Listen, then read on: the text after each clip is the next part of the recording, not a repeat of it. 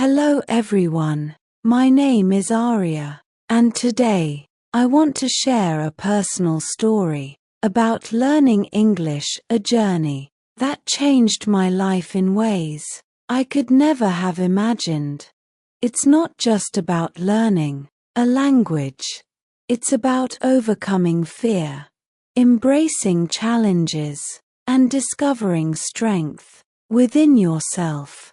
When I was 16, English was just another subject at school. I didn't care much about it until one day, I overheard two tourists at the market asking for directions.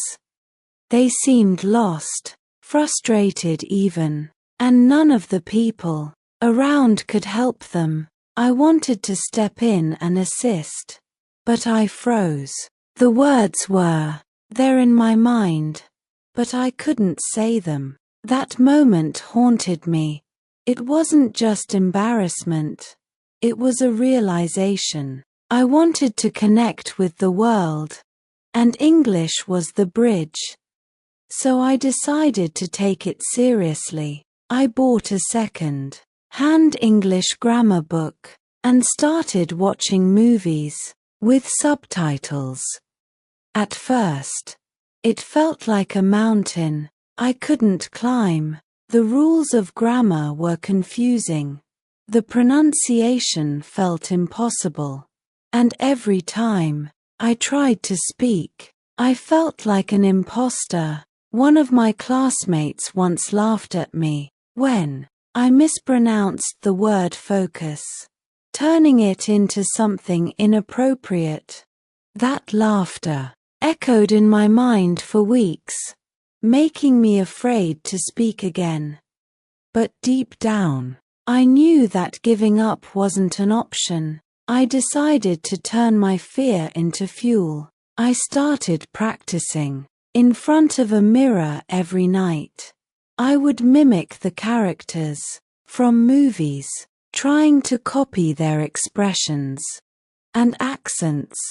It felt silly at first, but it became my secret weapon. Slowly, I began to feel more confident, at least in front of my reflection. One day, our teacher announced an English speaking competition. My heart raced as she explained the rules. I wanted to join, but the memory of being laughed at still lingered. However, something inside me pushed me forward. If I don't try now, I never will, I thought. I signed up, even though my hands were trembling. Preparing for the competition was like entering a battlefield. My family didn't understand why I was spending so much time on something they thought was unnecessary. Why do you need English? We speak our language here, my mother said.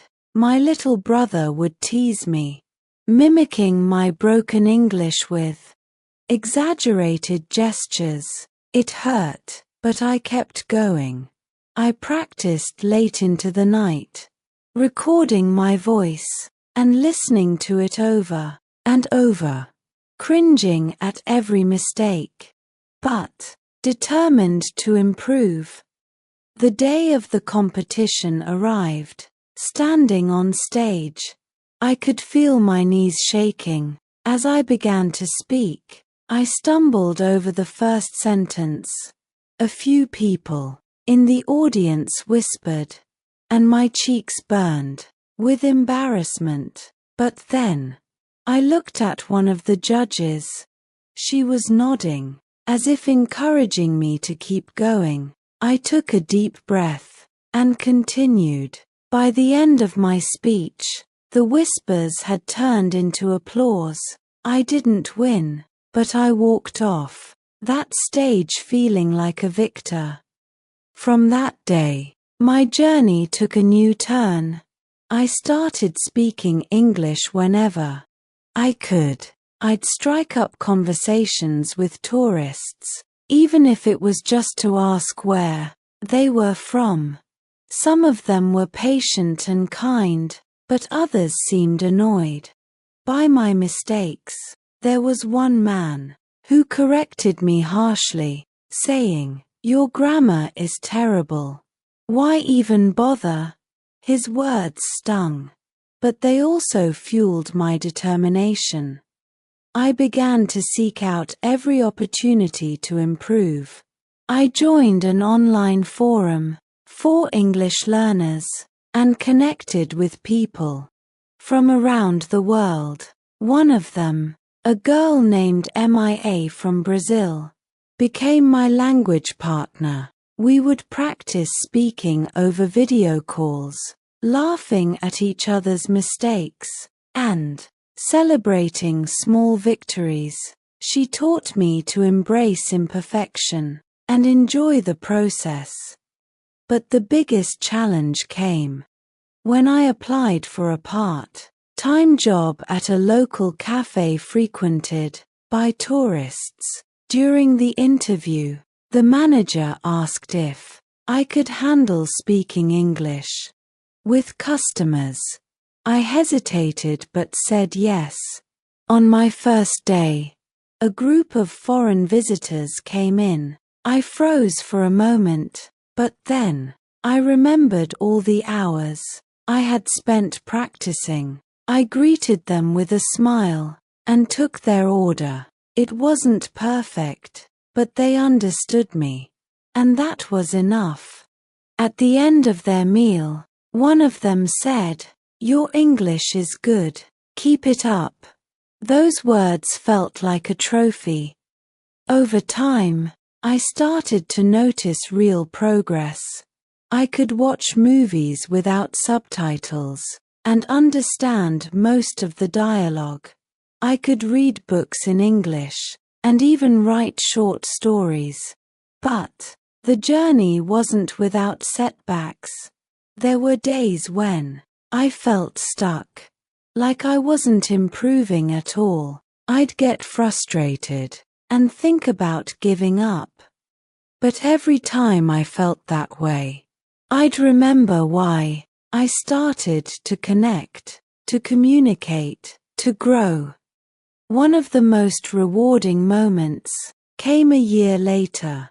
I was sitting in the park when a tourist approached me, asking for directions. This time, I didn't freeze. I spoke with confidence, guiding them to their destination. When they thanked me, I felt a sense of pride that words couldn't capture. It wasn't just about knowing English. It was about overcoming the barriers I had built in my mind. Learning English has taught me more than just a language. It has taught me resilience, courage, and the power of persistence. It has shown me that every mistake is a step forward, every challenge is an opportunity, and every small victory is worth celebrating. So, to anyone struggling with English, I want to say this: don't give up. Embrace the awkward moments, laugh at your mistakes, and keep going. The journey is tough, but it's also beautiful. One day, you'll look back and realize how far you've come, and in that moment, you'll know it was all worth it.